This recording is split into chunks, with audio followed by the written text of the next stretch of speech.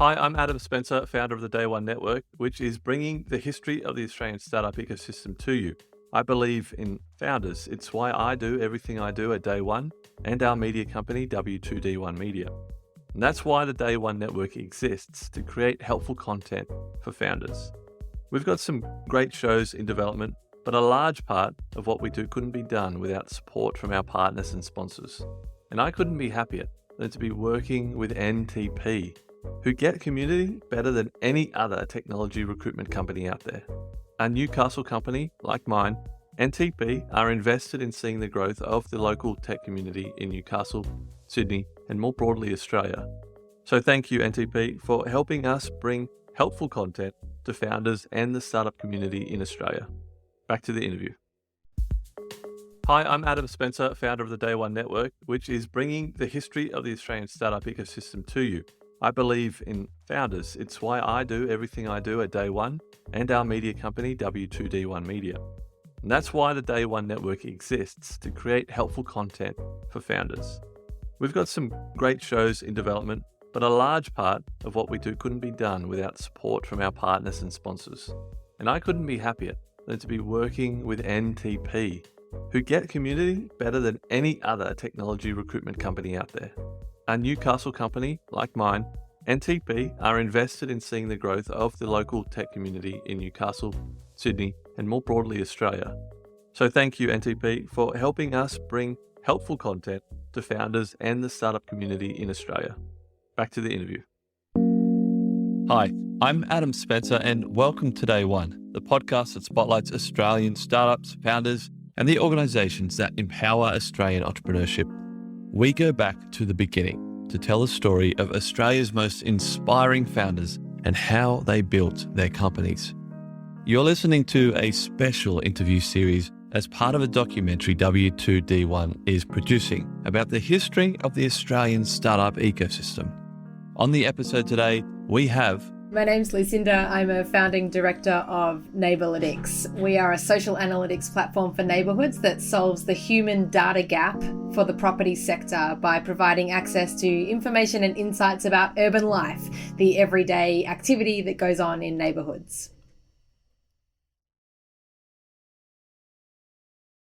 How did you discover the problem for Neighbourlytics? Like, what's your background? How did you start this company? Yeah.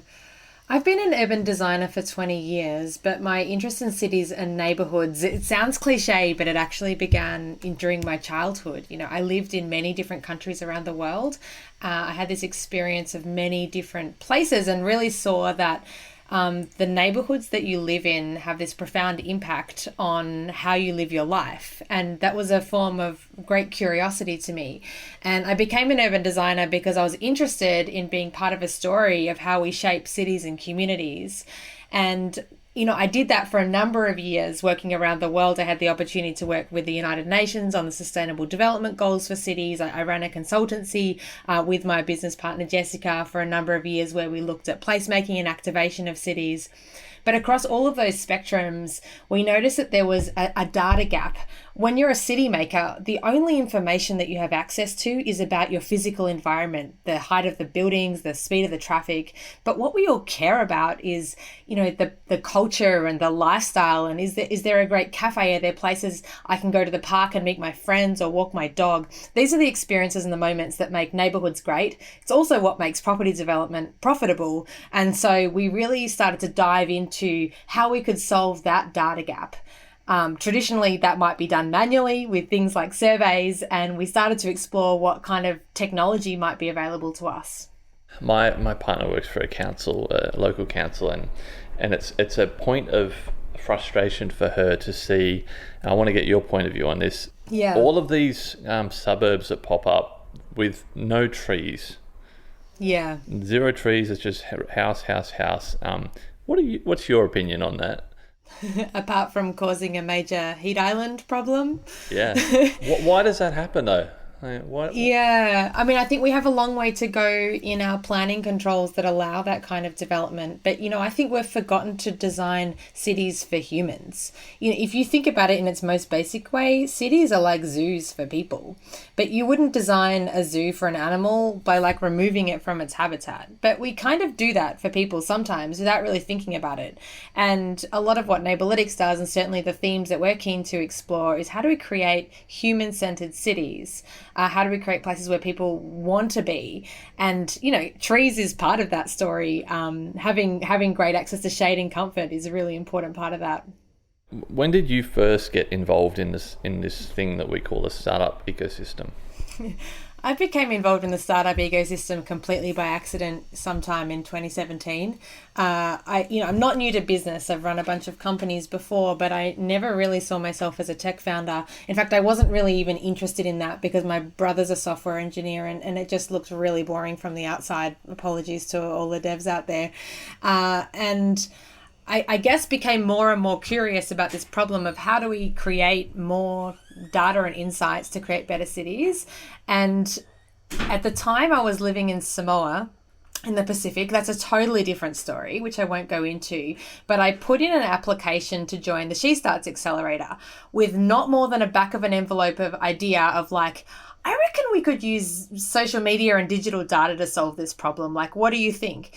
And then to like our enormous surprise, from like 800 applications, we were accepted to join this accelerator. And it was this, jump start, and sort of like we were suddenly propelled into this startup ecosystem, which I'd really given very little thought to before.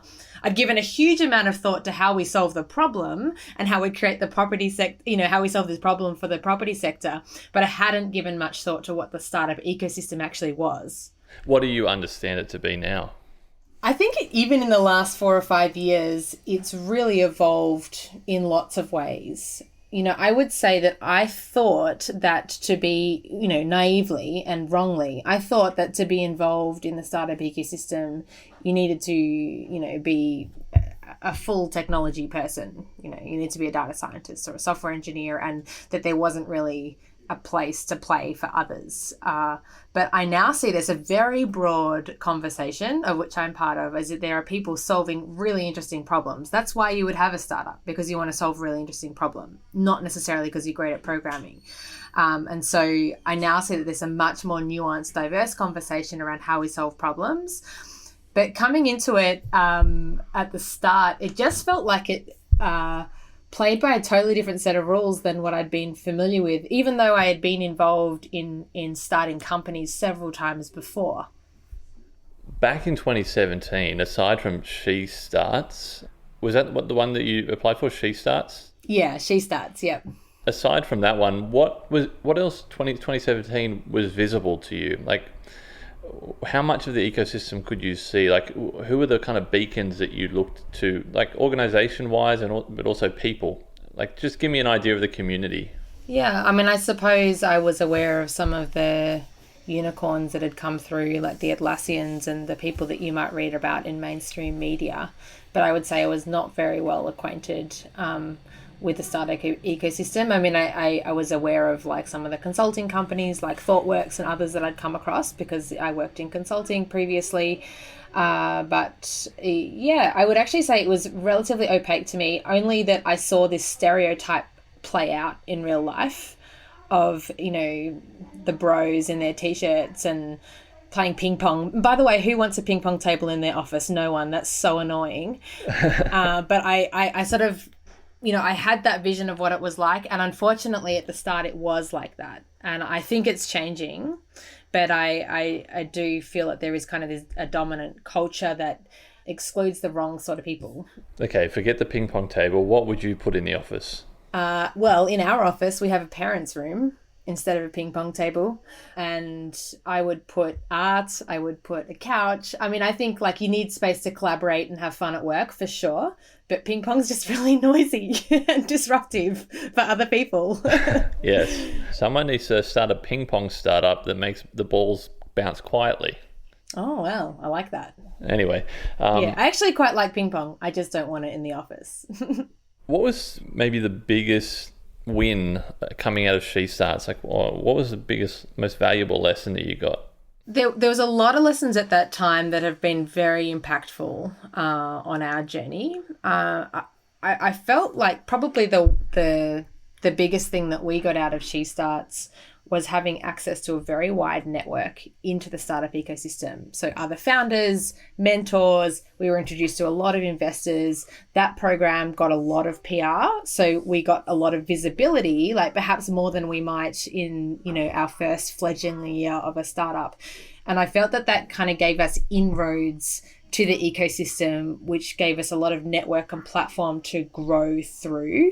And many of the founders from that program we're still in touch with regularly. Like, they've become a real network for us. Fast forwarding to present day, what are some of the gaps that you observe? Like, where could we make the biggest improvements? There's a lot of attention being played at the moment into, how we diversify, how we think about startups. What does a startup founder look like? How do we challenge stereotypes in that way? And I know that whether that's through female-focused programs, of which there's quite a lot now, and that's really, I think, starting to really have an impact, as well as, people of colour and all kinds of other areas of difference that people need to be more inclusive of in the startup ecosystem. So there are, waves being made in that area that I'm observing are making a difference. I would also just like to see, some of the broader skill sets diversified a little bit. I think a high growth, successful company doesn't have to be fully high tech. I think that there are a lot of problem experts out there who wouldn't see themselves as startup founders. And I've been one of those, but I think there are thousands of others who they would actually be brilliant founders, but they wouldn't see the startup ecosystem as accessible to them because they perhaps don't understand all of the different dynamics of how it works. And that could be because of a gender or racial barrier, but it may actually just also be just an acknowledgement of different skill sets and feeling comfortable in different spaces. What do you think we're doing really well in this community? Like, where do we excel? I found my experience is the very early stage seed startup accelerator community is well covered. There's kind of an accelerator almost for everything. And while there's limitations on that, because in lots of ways, I think you can't necessarily accelerate someone, they need to run their own business. But there is a lot of support available for very early stage founders. And that's, I think, we've certainly benefited from that. But then you stop being early stage and it gets a little bit harder. What's been the biggest surprise to you of you being a startup founder? That I like it. Oh, okay. You didn't think you were going to like it? Well, yeah, I kind of resisted that journey for 10, 15 years because I wasn't really interested in the ping pong table stereotype. I'm actually serious. Like, right. I thought that's not the kind of job I want. But you can create whatever you want. And I think that there is incredibly diverse companies out there doing amazing work. But the thing that really motivated me the most was scale. The problems that we want to solve at Neighbourlytics and that I'm personally interested in solving are huge. 80% of the world is going to live in the city by 2050. That means that we essentially need to build as much city in the next 30 years as we've ever built to date. And we have this narrow window of opportunity to get it right and create these fantastic environments where people are healthy and happy, or essentially to create an awful place where we're going to spend generations recovering from. And so we're at this sort of precipice. And, in our previous business, we were able to solve that one project at a time and create meaningful work, but just not anywhere close to the scale of impact that's needed. So that's been really motivating.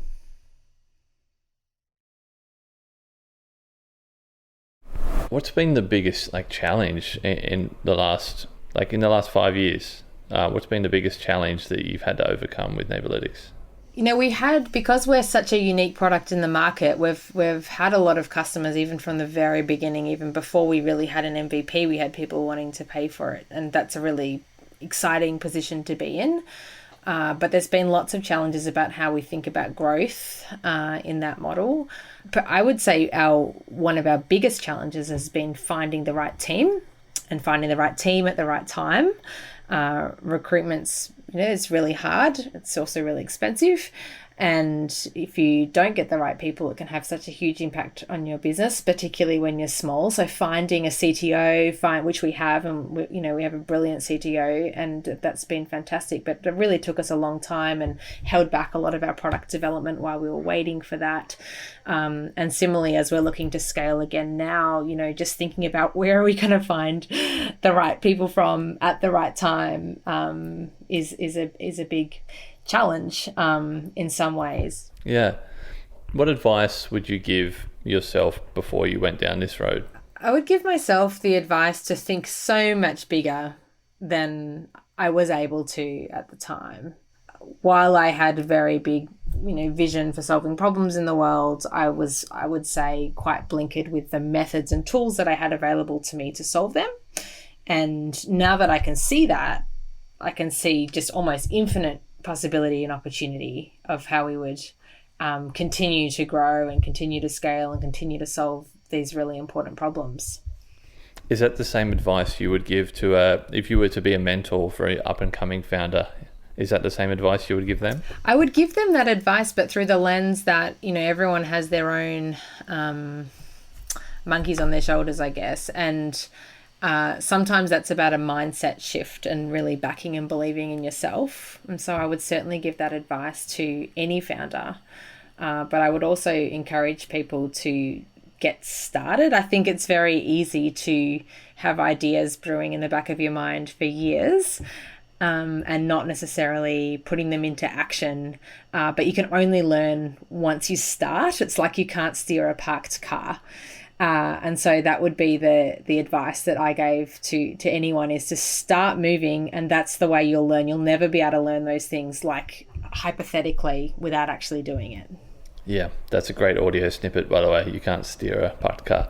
I want to just give you a few minutes to talk about something that's top of mind, something that you're constantly thinking about, but through the lens of we're trying to create a documentary here that will tell the entire history of the Australian startup ecosystem. We want people from all corners of the ecosystem to listen to this story. Do you have a message for them? Like, what would you want to tell people? I feel like we have a huge opportunity here in Australia and to be based here in Australia. And one of the narratives that I would completely challenge, particularly in a post-COVID environment, is that you would need to be based elsewhere in the world to run a successful technology company, whether that's, in the Silicon Valley or Silicon Circle in London or other places. Now, that's great. It's fantastic to be close to market, close to networks, close to talent.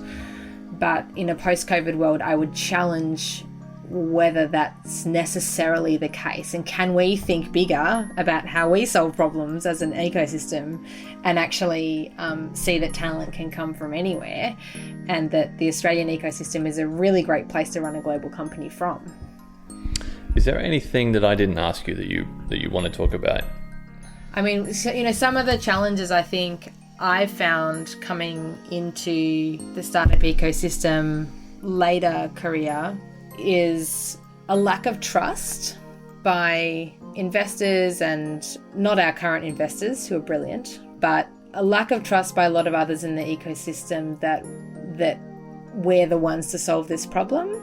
And that's partly a gender thing. It's partly that perhaps I don't use the right buzzwords, even though I know how to solve it, but might not use exactly the right language, or not interested in wearing t-shirts and playing ping pong. I don't know. Those very subtle barriers make life very tiring, actually, because I do feel like I spend quite a lot of time stating my case as to why I should be listened to before I say what I want to say, rather than just being listened to because we should listen to people. And that's just, I find that exhausting. But it's actually getting less and less, I think, as we have more success and runs on the board that we can point to. But I feel like that's a challenge.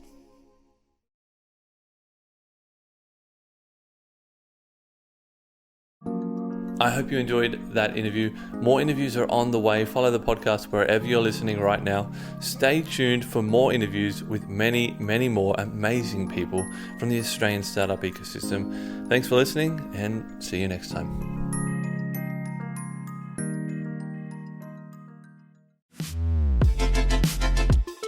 The Startup Retro is a new podcast from the team behind Overnight Success. A weekly show where we help you level up on the Australian startup ecosystem by giving you an insider's view on Aussie startups and venture capital. I'm Will Richards. And I'm Gemma Clancy. At OS, we curate the most important news and announcements across the ecosystem and explain a bit of useful context behind them. The Startup Retro podcast will follow a format familiar to our readers of the weekly newsletter, but offer an opportunity for much more discussion. So, if you want to keep your finger on the pulse of all things happening Aussie startups and venture capital, start your week by listening to the Startup Retro. New episodes every Monday, starting the 1st of July.